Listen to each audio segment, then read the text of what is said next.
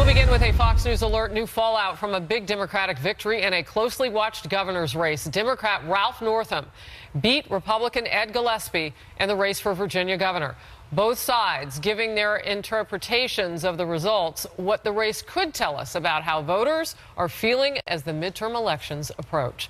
This is Outnumbered. I'm Harris Faulkner. Here today, Sandra Smith, Republican strategist and Fox News contributor Lisa Booth, the anchor of the Intelligence Report on Fox Business, Trish Regan, and today's hashtag One Lucky Guy, the editor-in-chief of the Weekly Standard and Fox News contributor Steve Hayes. We say he is outnumbered. Awfully good to have him on a hump day sizzle. Outnumbered.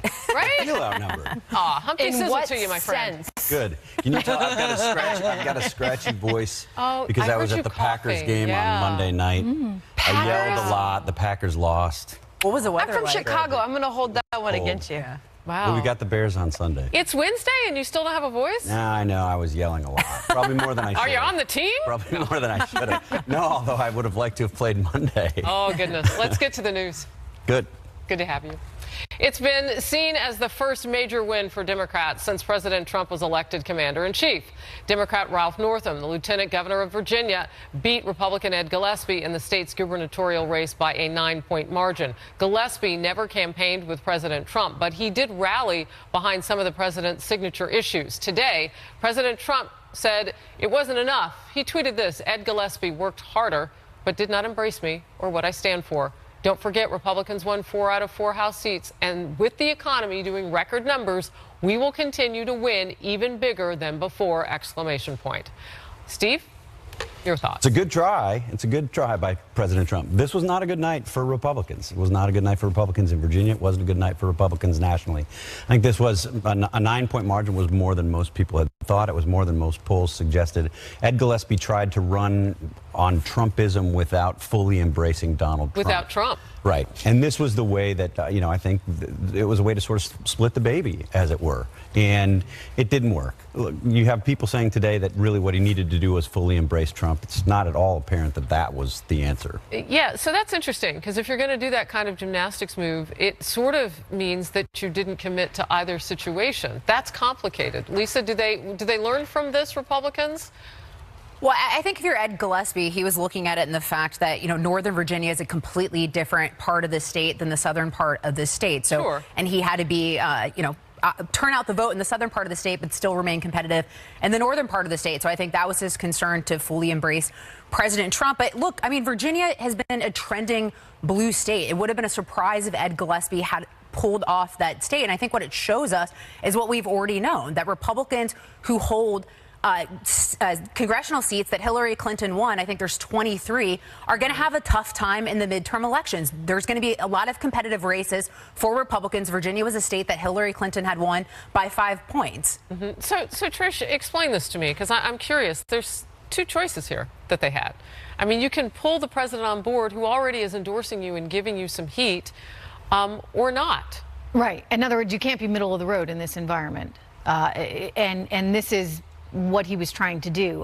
He had the Fairfax County voters that he needed to bring on board, while simultaneously bringing in Trump's base. And you can't really have it both ways. I mean, you look at Kelly Ayotte in New Hampshire, and she was running to regain her seat as senator there, and that didn't fly because she was also pulling a Gillespie, in that she was trying to have her cake and eat it too, and she wants the base while simultaneously not embracing everything that Donald Trump is about. And so I think that kind of wishy-washy stance is not working right now. So what's the answer, though? I mean, the answer can't possibly be to embrace Trumpism and Donald Trump when you're talking about a president who's got 59% disapproval nationally. Well, and to hire in some of these I know, states. but that's if you entirely believe all those numbers. And I once again go back to the polls that told us over and over again that Donald Trump was not going to win the presidency. I have the answer. But he was also running against Hillary Lisa Clinton. says she's got the answer. I've got the answer for you. I mean, it's going to be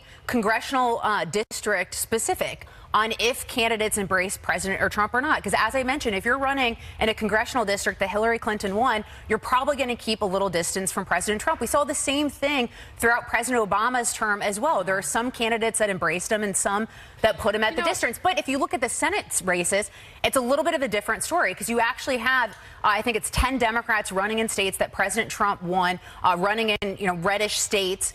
So, I think that the way that House candidates run and Senate candidates can be a little bit different. I was watching your show yesterday, and you had sound from Northam early in the day. You hear the candidates on the days when they go to vote for themselves. We hope that that's what they're doing. Virginia is difficult. You had Charlottesville in Virginia. You had diversity issues that came up on the campaign. And I saw some soundbite where Northam was talking about how inclusive he was. He drilled down on cultural issues, and I thought, as a Democrat, that seemed a little odd on a day of an election. Why not the economy, whatever? But it may have worked for him going into Northern Virginia, where you do have that very liberal vote. He did not win without mistakes. There were certainly some mistakes made there as well. But, definitely. But when you look at Ed Gillespie and you wonder what are the lessons learned and how the GOP is going to look at this and change their strategy as we head into next year. Yeah, I mean, I think that's the big question. Look, there's no easy answer. I think Republicans are in a bind right now. You do have a president, even if you don't buy that he's at 59% disapproval or whatever, he's upside down. I mean, he's underwater right now. And you have a Republican Party that seems to be increasingly embracing that as a model for how to run Trump and Trumpism. Are they, or are they embracing the ideas? I mean, the economy seems like it's working. So is that what they're embracing? I don't know. I mean, I think if you look at Ed Gillespie, that's what he tried to do. He tried to have it both ways. He tried to embrace Trumpism, not fully embrace Donald Trump. And, it might work in some Hillary districts, but again, Hillary Clinton won Virginia by 5 points. You need passion, though. You need passion, right? These voters, if you're going to get them to the booth. Intensity. Yeah. Gotta have it. Otherwise, it's a rainy day. Why do they need to go out and vote in Virginia unless they really believe something? And that's what Donald Trump was able to tap into in 2016. The question is, can these midterm candidates do the same? And the question is, how much does tax reform, if it gets done, how much that changes things as well? One of the key issues in the Virginia race was immigration. During the campaign, Ralph Northam was criticized for his position on sanctuary cities. And under pressure, he flip-flopped. He went from supporting sanctuary cities to opposing them. Progressives blasted him for changing his stance, and things got tense during his victory speech last night when protesters shouted "Sanctuary for all" while holding signs that said the same. Security taking no chances, whisking Northam off the stage for a short time.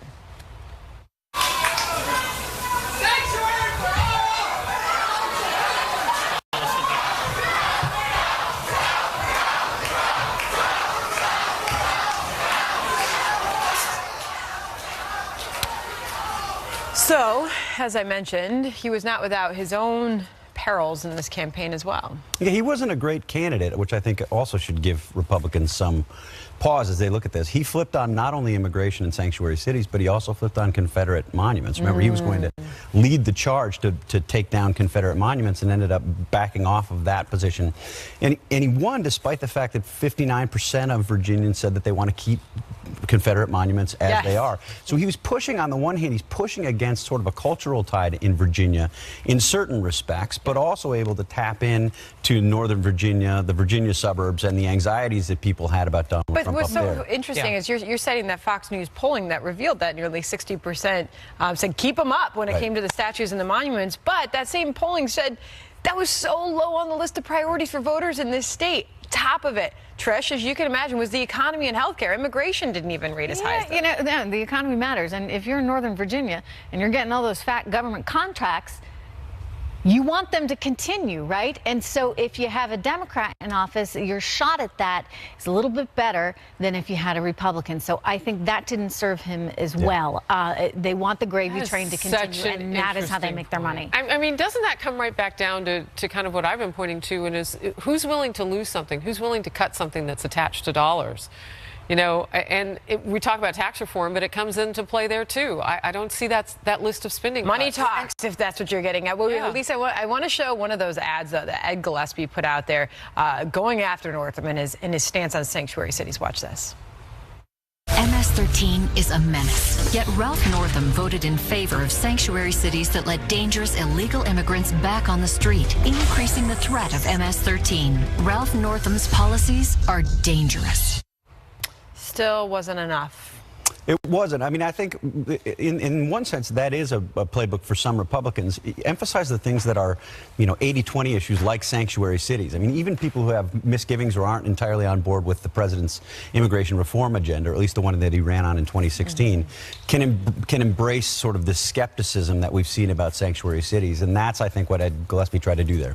My biggest takeaway from watching what happened at his speech was the fact of showing the split within the Democratic Party. And this is going to come up even on issues like immigration when DACA comes up. Nancy Pelosi, in Congress. they bum rushed her lectern. Precisely. That was exactly one of the points I was going to make. What we saw with Nancy Pelosi, you had a progressive group pull out of Virginia and saying, we're not going to support Ralph Northam anymore. So this is a concern for the Democrat Party as well, of figuring out where are they going to be on some of these issues when you have the Bernie Sanders part of the base pulling you one direction, and then you have the Nancy Pelosi, Schumer, more establishment part of the base pulling you another direction. Well, and the difference, too, I talked with Ronna McDaniel, who's the chairwoman for the RNC. I mean, they are flush with cash right now.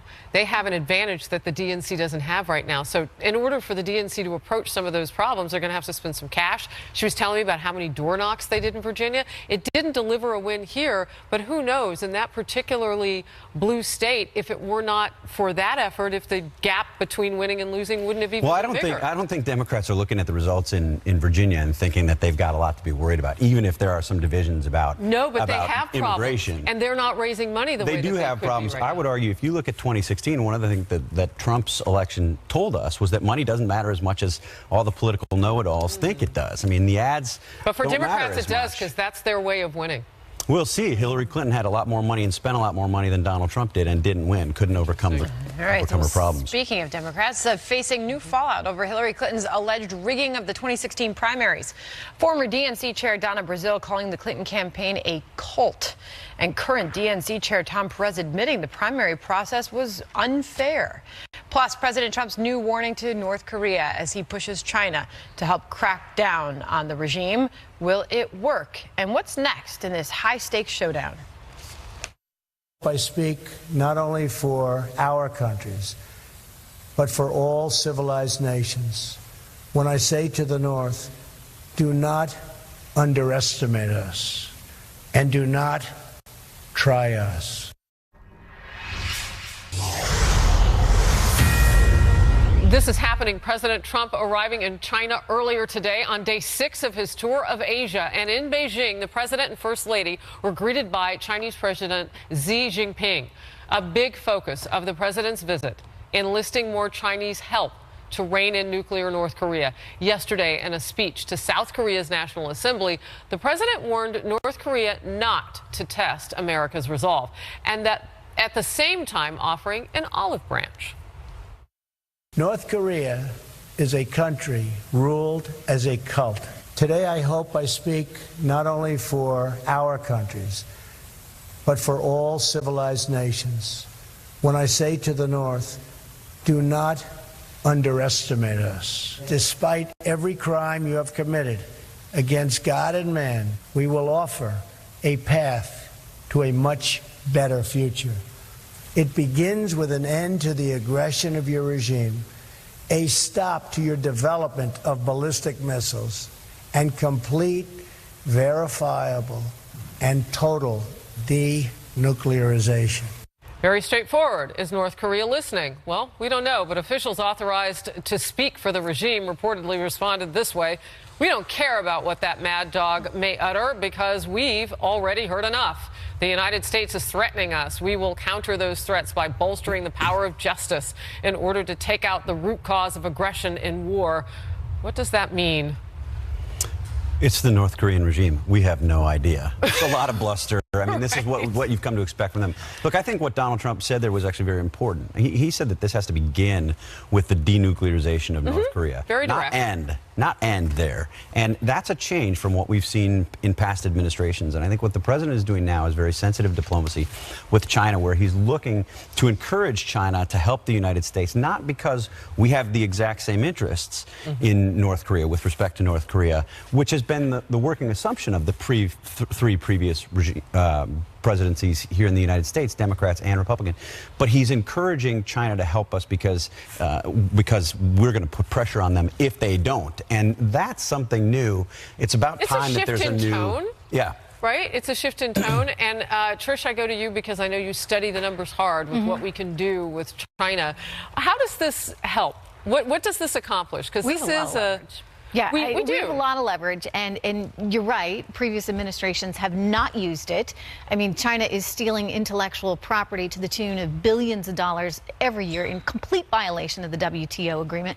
We haven't done a thing about it. Why? Because, oh, well, economically, China means so much to so many big companies and to our economy. But that's starting to change now because our safety, our nation's safety, the region's safety is now up in the air because of this madman in North Korea. So how do we influence this? We influence via China. Everyone I've spoken to in intelligence and in military operations has said to me, we don't have the ability, the capability to actually do anything meaningful in terms of regime change there or denuclearization.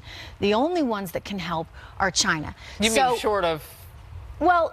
violence. Right. Yes. And I don't want us to go to that. I mean, I think we need to think very strategically, economically, and also diplomatically with China in order to get China to influence the situation. I guess my big question is always the timetable of this. I mean, is China going to move fast enough so that it remains an option for us to do all of these things that Trish is talking about? Because if they force our hand, we're in a different ballgame.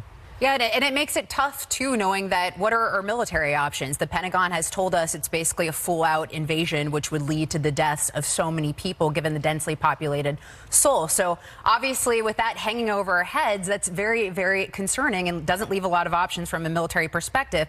But to Steve and Trish's point, Tom Rogan wrote for the Washington Examiner that basically what he sees is President Trump trying this carrot and stick approach with China. We've seen some of the rhetoric from President Trump on this trip of we're going to work with China, we're going to see what China does, you know, basically enlisting China as a friend, while simultaneously before the trip, deploying the third nuclear aircraft carrier to the Western Pacific, calling on Japan to purchase U.S. Different weapons. message. Right. So also putting pressure to China, saying that, look, we're also, there's also this other option hanging over your head as well. So, to the President Trump's words that he likes to use, we'll see.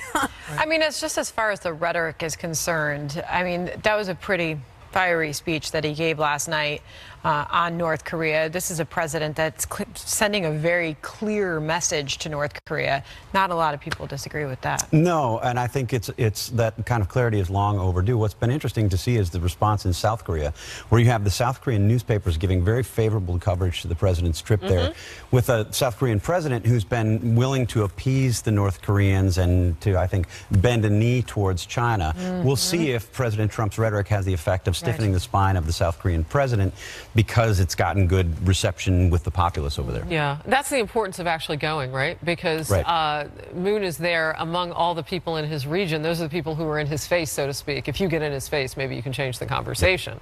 All right, we'll move on. Not you personally. I meant the president. Don't get wild on me, Steve. Another shoe drops in the scandal over the Democrats' involvement in the Trump dossier. The meetings the Russian lawyer had with the people digging up dirt on the then candidate Trump before and after her meeting with Donald Trump Jr. The new questions this poses for Hillary Clinton. And the devil's always in the details. The nitty-gritty work on tax reform continues on the Hill. I was watching some of the markup by the House today. It was riveting. The Senate is due to make its own bill public tomorrow. What we can expect, and the surprise phone call the president made to a dozen Democrats. We'll talk about it. Republicans. We want to work across the aisle to strengthen the middle class, to support manufacturing, to make our country more competitive. And the folks on the other side of the table, including the president calling in from Asia, said, just wait, you're going to see a different tax bill in the Senate than the House. We're at the beginning of a process, not at the end. And earlier on America's Newsroom, I asked the number 3 in Senate leadership, Republican John Thune, if the president was playing both sides. I think the president, again, wants a bill that he can sign into law that helps middle-income families. I still believe that in the end, Sandra, there are going to be Democrats who, when they see the features of this bill and realize the positive impact, the benefits that it delivers to middle-income families, are going to be available to vote for it. And I think the president's trying to make the effort, and I appreciate him doing that. So first things first, we're going to get the rollout of the big Senate GOP plan tomorrow, and we're left wondering what's in that. Right. Well, I think there's a lot to be learned. The devil's here. I mean, the devil really is here in the details. Well, he's getting a workout. I think it's going to be, you know, it's encouraging, I think, from the perspective of Republicans to see the president picking up the phone from Asia, making these calls. There's nothing at all wrong with the president calling Democrats. I think it'd be helpful for Republicans if they could get some Democrat support for this bill. I'm not sure that the message that the president used, that this will hurt rich people, is consistent with what a lot of Republicans think. I mean, that might make it's like when he said that the health care bill was mean.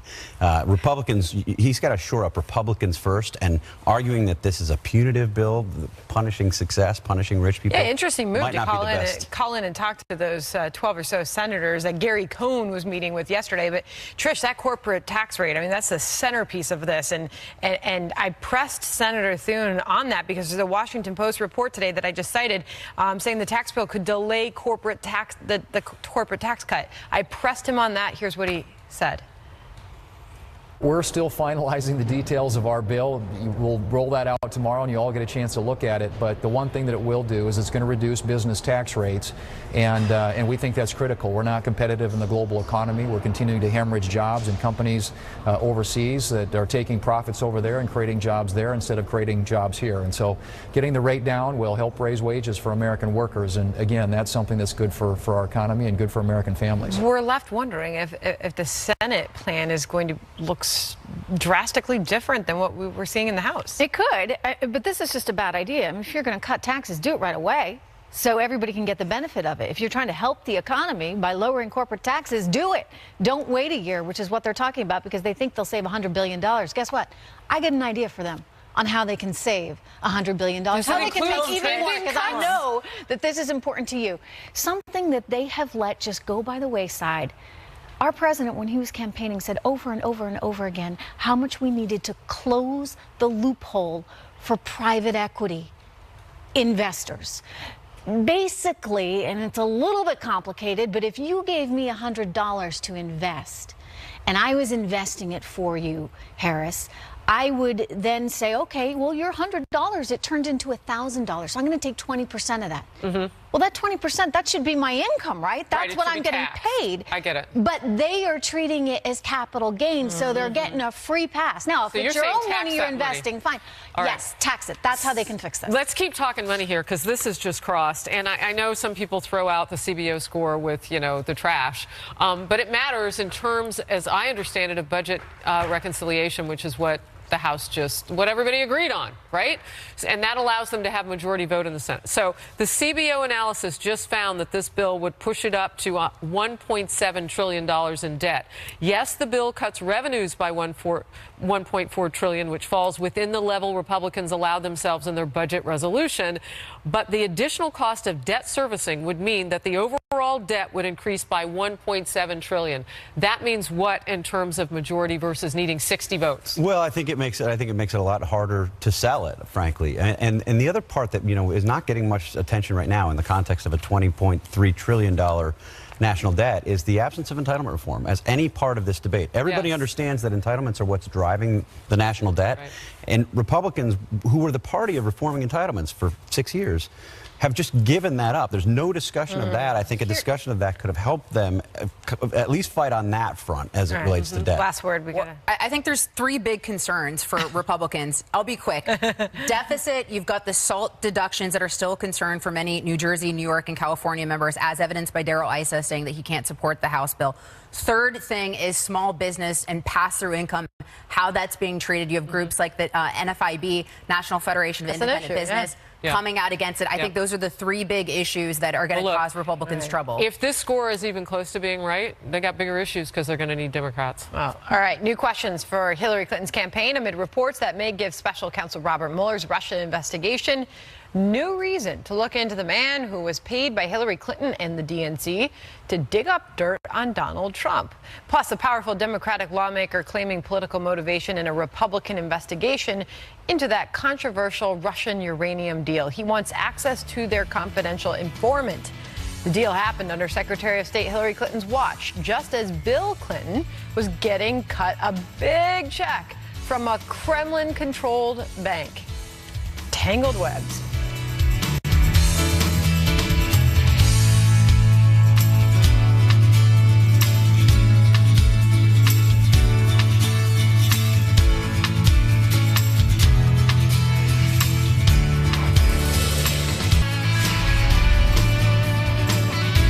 New questions for Hillary Clinton's campaign as a stunning report points to possible ties between the Clinton team and Russia. It centers around a suspected Russian operative and her controversial Trump Tower meeting with Donald Trump Jr. in June 2016.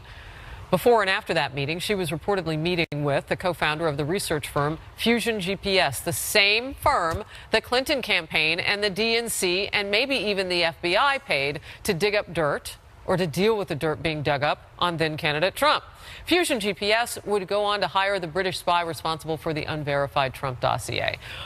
Is the switch about to be flipped and then point to the Hillary Clinton division, if you will, politically? No, I don't think it's about to be flipped. I think there are questions on both sides of this. I mean, you've seen, if you look at the revisions to stories that we've had from people in Trump world broadly over the past several days, Carter Page, Corey Lewandowski, Jeff Sessions have all had to change their stories or amend the stories that they had given earlier. So there's additional scrutiny and additional questions for them to answer. And I think they're difficult questions. Having said that, there are some serious questions about what the DNC was up to with respect to Fusion GPS. I mean, was this some kind of a setup job? And Donald Trump Jr. shouldn't have taken the meetings. We all looked at the emails. They certainly were too eager, in my view, to want to work with Republicans. This isn't evidence of collusion, but it's evidence of a willingness to collude. The question is, what hand did the DNC have in this? And what was the founder of Fusion GPS reporting back after or asking her after the meeting? An interesting chapter missing in Donna Brazil's book. She has plenty of dirt on the DNC, but that element of it, a very serious one, is one we have so many questions about. Lisa? Yeah, I mean, I think we keep having new questions arise regarding Fusion GPS, the role that they played, as well as the Hillary Clinton herself. And we also know that the first dossier, I think, was released. It was 11 days after this meeting took place. And so the question is, was this a setup? What did Fusion GPS know about that meeting that took place?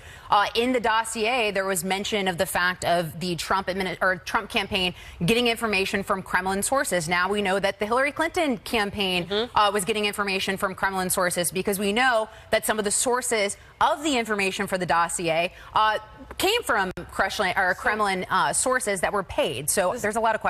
So, Sandra, one thing that you and I talk about a lot is accountability. And even if lack thereof. And lack thereof. Yes, completely vanishing of accountability. And just this whole idea of we're putting all of this now, fresh attention on this with new details and new evidence coming out. The big question is, where does it get us? Where does it get us? And it brings you to what you're hearing a lot of the response from the left, Stephen Hayes, is she's not president. And that's really the response we hear a lot, right, in the media as well. Yeah, but you can't have an erosion of the rule of law by not investigating these serious questions. I think there are serious questions. Now, are some people on the Republican side or some Trump supporters using this as a distraction from the Trump-Russia investigation? I think that's apparent. That's happening all the time. But it doesn't mean that those questions about what Fusion GPS was up to shouldn't be answered. The good news, I think, is that it appears that Robert Mueller is looking into this. I mean, we've had questions about Tony Podesta. Do we know that for certain? Well, I think there are indications that he's been looking into Tony Podesta and his activities, who was funding some of this stuff. And I hope he continues to pursue it.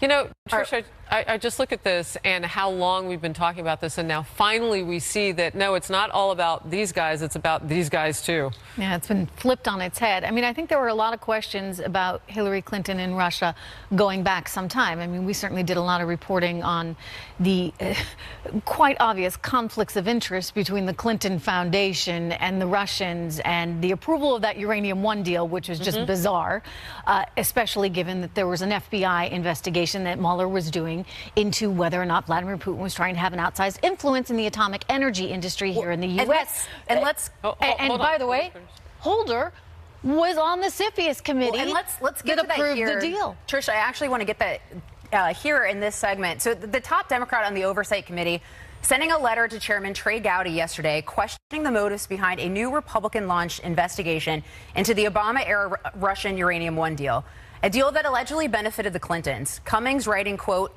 "These actions raise serious concerns or serious questions about whether Republicans are reopening this investigation of Hillary Clinton to try to distract public attention from the ongoing criminal probe into President Trump's campaign and its ties to Russia." Cummings also saying in the letter that Democrats want access to a, quote, confidential informant that some Republicans say will provide new evidence about the 2010 Uranium One deal. So, Trish, I didn't mean to cut you off there, but no problem. Adding some of these different elements to that discussion, what's your take on what I just read? Look, I think we should get to the bottom of this. A lot of deals don't make it through CFIUS. 3 recently have been turned down, but many just go by the wayside. They get pulled because it's very complicated stuff to get a deal through like this. I mean, you have a uranium company. By the way, it was ARMZ Holdings, Uranium Holdings. That was the name of the company that was trying to do this buy of our uranium resources. And that's held by the Russian Atomic State Energy Corporation. I mean, if you're not going ding, ding, ding, if you're on the CFIUS committee, I don't know what would actually cause you. So you're either talking about total incompetence when it comes to this crew, or possibly something more nefarious. Well, and that's why you have people like Representative Peter King, and not just people like, specifically him, coming forth and writing letters very early on, trying to get the information that was there that led to the decision-making by those 9 agencies. You know, it isn't just that they took a hand-on-hand vote. They had to have studied some things. And I mean, so what was the paper trail like, rather? And that's what King wants to get after. Well, and I think it's important to get to have some additional transparency into how that decision-making process actually took place. Representative Cummings here, I think, hurts his own case because he's made this charge of somebody like Trey Gowdy so many times. I mean, we saw him do it throughout the Benghazi investigation. Everything is Republicans on some political witch hunt. You know, that's not the case. I think if Trey Gowdy, of all people, thinks that this merits deeper investigation, it probably merits deeper investigation. And to that point, Steve, what's at the crux of this for you? If you were Trey Gowdy, what are the answers that you want to know surrounding the uranium deal as well as the Russian bribery? You want to hear from the FBI informant. You want to hear from the FBI? The overriding question, I mean, there's one simple question. Was there a quid pro quo? That's the question. The real question, I think, starts with, was there a quid? Was this improper? Did CFIUS approve this in a way that was inconsistent with the way that these things are normally approved? And if that was the case, can it be tied to these donations, these back-end donations to the Clinton? And specifically at one of the 9 agencies, which was state.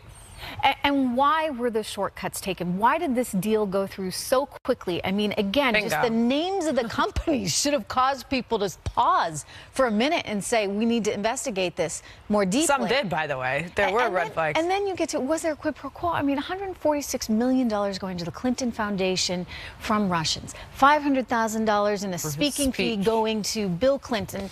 It just doesn't look right. And I don't know why we allowed any of that. But this is really important. You're right. I mean, it sounds bad. When you look at that, it sounds really bad. If you're going to do something about it, you have to be able to say, this led to this, led to this, led to this. It's not enough to just say, well, gosh, this looks bad. We know why they were doing this. You can't know it. You have to actually be able to prove it. I just wonder why there was such a change in our policy towards Russia at the time. Remember, you know, Mitt Romney getting made fun of and Barack Obama saying, hey, take your 1980s foreign policy back. There was a definite change in our policy to Russia, and it happened at the same time as Barack Obama and Hillary Clinton came into state and he became president. And then all of this transpired. I just wonder why. Why was Russia first our enemy? Russia's sitting back going, wow, I'm in every conversation. I'm in every investigation. I'm willing to believe that the Obama administration came up with really stupid policies without having been paid to do it. But it's worth actually looking into this question. I mean, Barack Obama was trying to make friends out of enemies everywhere around the world in a sort of preemptive way. But there are some real questions here that deserve answering. Well, I think Putin's riding off into the sunset, shirtless, chugging vodka, watching America unravel here. But on to different topics. DNC Chair Tom Perez now admitting that Democrats are facing a trust gap amid renewed allegations that the 2016 primaries were stacked against Bernie Sanders. Meantime, the person who started it all now calling Hillary Clinton's campaign a cult and more. Stay tuned. Okay, let's say it wasn't rigged. It was cancerous. This agreement put in place by the Clinton campaign was a cancer. It stopped me from doing my job as chair.